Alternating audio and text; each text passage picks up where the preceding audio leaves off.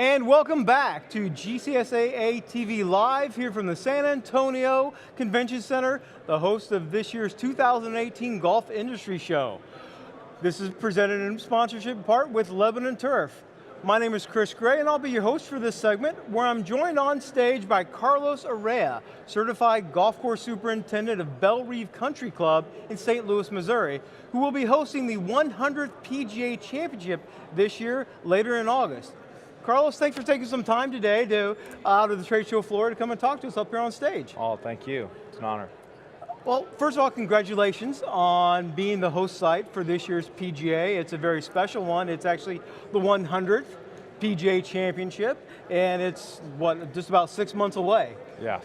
So, I mean, and it's also very special because next year they're actually changing the month. This is last year. It will be held in the month of August. It will be moved to May of next year. I'm quite sure you wish it had been earlier moved up for you. We're still petitioning. That's great. Well, tell me a little bit about Bellerive itself. What's the course like? Give me kind of a rundown of what we have to expect here in about 6 months. Well, it's got a lot of history. I mean, it's one of the older clubs. Started in 1897. It's in its third location, so it's moved. The current site has been there since 1960.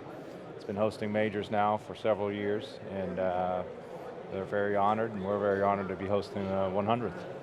Yeah, now I know that it has hosted two major tournaments before. It had the 1965 U.S. Open, and most recently it had the 1992 PGA, which actually Nick Price won. Mm-hmm. Or Nick Price won that one. So this isn't the first time that it's been in that location. How do you see it moving up into, as far as that tradition? Is this something that, beyond looking at 2018, you think that Bellerive is ready to take care of again? Well, we're focused on 18. We're trying to focus on this one. I mean, our focus has been that way for a few years prior to my arrival, and the team has been working at great lengths since 13 to prepare for this one. So when you talk about big picture, take it in kind of sections. So we'll focus on what we have to do over the next couple months, and then we'll reevaluate post-championship and see how the membership feels and the community feels about future championships. That's good. Well, how long have you yourself been at Bellerive? 2 years, but in dog years, it's been like 10. So yeah, it's been 2 years. It'll be my third summer. I'm going into it, so it's been a great place to be. That's good. Well, I know that you and I originally met down in Florida when we were both living in Vero Beach. How does a guy go from Florida, a subtropical, warm season grass, going all the way up into St. Louis, Missouri? Talk to me a little bit about why you made that move and what you've actually got out of it. Well, the move, I mean, other than bribery, there was a lot of things that I've done to get there. No, but I've enjoyed just meeting, networking, knowing some great mentors, and having the opportunity of them watching my career path and knowing my ambitions. And we always talk about comfort zones in our group and being challenged to get out of our comfort zones. And so I made moves in Florida to push me outside of those, and an opportunity was presented at Bellerive where they were going through some organizational changes, and they're really focused on the fit and the skills of the individual, and I was one of a few that had those, and was called and interviewed and went through a pretty grueling interview process, and was selected, and I've been fortunate to be there ever since. But as far as the transition, it's different. It's quite different than beaches, right? There's the humidity there is, it's humidity. It's different than Florida, but sure. It's been a good change and a tremendous growing curve. I understand, and obviously there's a big change. I mean, subtropical, moving up into literally the heart of the Midwest. There's some changes. We were talking earlier about a lot of common threads between superintendents like yourself that host major championships. And one of the things that we were kind of got into was talking about the support staff, the assistants that we have. Tell me a little bit about what kind of staff that you have that's helping you in the preparations for the tournament. That's one of the fortunate parts about being a Bellerive, that over the last few years, the recruitment of talent is pretty well. Sure. We got a stockpile of talent, and so those guys are phenomenal. I mean, they're from our AITs, interns, to long-tenured employees who've hosted championships before, and just really buying into the culture that we put in over the last few years. And they're what we call the workhorses, and a lot of times the brains of a lot of things that we're trying to do. It's challenging in that environment when you got that much talent, right? When you got a lot of people that have a lot of ambition and desires in their professional careers, but we'd like to think over the last 5 years, and then including me over the last 2, that we've grown as a team and put a lot of effort and desire to make sure that we collectively enjoy the process and the journey to the championship. So they're handling the experience very well at this point, you say? Oh yeah, there's a lot of conversation about what that's like, even in this environment. You know, that when the torch was passed last year from Keith Wood to us, that talked a lot about what that means, the great honor and privilege to host that championship, and the professionalism that we must display. And at some point after 18, we look forward to passing it on to Beth Page. And we're looking forward to that. We know that when you've got a support staff now, that your regular staff, that's obviously the workload that you have to do to prepare, particularly towards when it comes to the tournament week, is one that you have to go out and you have to find volunteers. I mean, being a volunteer at a major championship is really what a lot of other superintendents, what about a lot of staff members really strive to get to be involved with. How many are you planning to bring in volunteer-wise for your golf course to be able to help out with the tournament? We'll end up we're recruiting 100, and really, for our site, that's quite a bit, but the fact is, when you have it's really for an event, so if you have a major rain event, you got to turn the golf course around rather quickly. So we'll have 100 on the list. We'll have a wait list. We're really focused on how to build them to be part of our culture, so you're just not coming to a championship, and not that others haven't, but we're really going to use technology to really incorporate them into the culture and what we're expecting at Bellerive, and really let them understand that the 100th is special.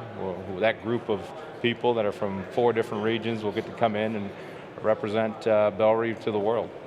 How do you take a group that large and get them to become part of the Bellerive culture? What specifically do you do, or how do you make that happen? Because that sounds like a pretty daunting task. Yeah, in November we really got into discussions as a team with the assistants on how we could do that. Because one of them asked, a very, very open question, how are we going to do this? We can do the schedule, but how are we going to execute this and have everyone be organized, but at the same time walk away from the experience that it feels like, wow, that was Bellerive. So we're using social media, we're using Skype. So we've grouped the volunteers in different areas. So all the individuals that are in the Central Time Zone, the Eastern Time Zone, the Pacific, the Mountain West, we'll do some Skype calls to really do some introductions, and email, and just been in constant communication with the volunteers that we got. And we have a pretty good script on our standard operating procedures, kind of giving them a heads up on what to expect, going through every detail, who's going to be your roommate, getting bios. I mean, you're going to share a room with someone for a week, so you're sharing space, and in a lot of ways you're going to be sharing meals and stories. So trying to get some of those stories so there's familiarity in advance. So once they do come to what we call our pre-operational start to the week, there's a lot of knowledge within the group, so they feel like they're part of the culture right away, from not just showing the golf course, showing the maintenance facility, showing rooms, the actual volunteer tent. We're working on getting kind of an AutoCAD description of that, so they can kind of have a feel. So when you go to a site, and I've been fortunate, just like many of the team members, to go to championships, and part of it's a little uncomfortable because it's new, right? It's different. So we want to try to make everyone as comfortable as possible, number one, and number two, just educate them through communication platforms. That sounds amazing, and I think that's a really unique and innovative way to do that one. Now, I'd heard that you're trying to recruit mostly local superintendents, local people in the industry. Do you think that that's going to help them acclimate quicker to that type of culture you're trying to generate? Yeah, and the hard part, and we talk about August, the unique part about August in the Midwest is that everyone's under the gun, right, depending on what kind of weather. So we understood that. We talked to our local chapter and tried to recruit and did our very best with them first, and then we had to open the doors outside of that. And we were respectful to our chapter, and they understood that it was hard to commit some of the things that we need from them. They weren't able to do so far in advance. So as far as the exposure to our chapter and others, we look at it as a collective group. So from gender, we have a couple folks from Australia. We got a couple of vendors that are supporting people from Europe. They're paying for their sponsorship. That will have some pretty unique things to tell their stories. Absolutely. So we're really trying to put all this together. Again, so we're trying to host a championship, and then we're also trying to host and represent the culture of Bellerive at the same time. You know what, it sounds like you got a great game plan for that, and we're looking forward to seeing that. Now, you know, I've interviewed a lot of superintendents that's hosted majors, as we were previously talking about, and one thing that comes through a lot is people saying that making sure that people are doing the right things at the right time during the event is always essential to having a successful event. How are you planning to tackle that huge animal? You've got 100 volunteers. Is this going to be something that your staff's going to be doing? Are you going to be using more technology for that? How do you plan to really make that as one of the key ingredients to make sure you've got a successful week? We talked about this the other night, about vulnerability. We talked about being vulnerable, so I have to take the first step in being vulnerable, kind of laying out the big picture plan and letting the guys put together the pieces so we can execute. We're fortunate that 3 of the assistants have been at championships. One has quite a bit of experience, so he gets the so to speak blueprint, put it together, and we'll take a look at it. We also have to be respectful of the PGA. There's expectations on us, so how does that flow through our operation? So there's a couple pieces there, but ultimately, from my perspective, is providing the high-level leadership, looking at the plan, and we've been this way for many years, but just looking at it, dissecting it, okay, can it be better? Where do we have holes? Let's see where we got to manage our weak points and see how we can shore those up. And when you have that many individuals, again, it goes back to the communication, that we really communicate what's expected. We're going to have a pre-training operation. So I think once we get to that point, it'll be fine. You know, you mentioned the PGA, and obviously they've got a hand in all of this because this is their big tournament, and you said that you've got expectations on you. How have they been to work with throughout your 2 years there at Bellerive? They've been great. I wouldn't say hands off because they're on, but from the agronomic side, we're in constant communication on how we're doing, how things are going, what's the weather doing to the golf course.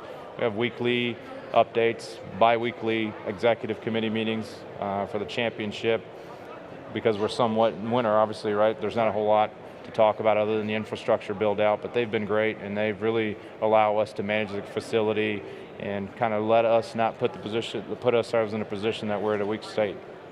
That's great. Now, when they announced in, what was it, May of 2011 that Bellerive was going to be hosting, I know that the PGA sometimes likes to make some changes to the courses. They like to either lengthen a hole or change it.